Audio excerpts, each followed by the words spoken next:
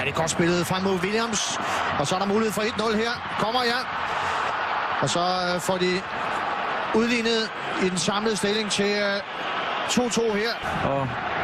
Og hæver armen. Her kan man se allerede, at han ligger på den forkerte side derude. Opfatter ikke situationen hurtigt nok. Og det er Dodig, som stikker den frem. Og afleveringen kommer på det rigtige tidspunkt. Og Ter Stegen kommer selvfølgelig fuldstændig på mellemhånd her. Det er også lidt solgt af sin bagkæde, men det der er heller ikke nogen dårlig aflevering, må vi sige, fra topscoreren. Nej, den ligger lige som den skal med den rigtige hastighed. Og når man så vælger at sparke den ind med højre yderside, så må det være, fordi ens venstre ben det ikke er alt for godt. Og lige i den her uge, altså for få dage siden. Sergio Roberto kiváló labdája Messinek, még egy jó passz középre, és így lesz igazán jó. Suárez egyenlít a Barcelonának.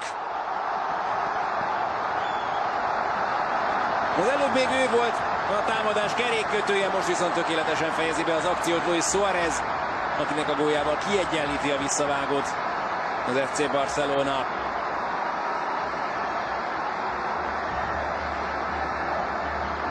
A második félidőt egyértelműen jobban kezdték a katalánok.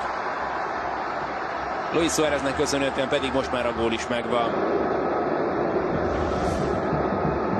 Sergio Roberto fantasztikus labdájából indul, minden óriási terület nyitott Messi előtt, aki egyből teszi középre, és bizony ott kellett középen azért Mikel Balenciaga hibája is, hogy ez a labda eljusson Suárezhez. Már az mázli volt, hogy Rakitic nem tudott hozzáférni, Balenciaga viszont nem tud menteni, így pedig Suárez teljesen üresen érkezik, és juttatja a labdát a hálóba.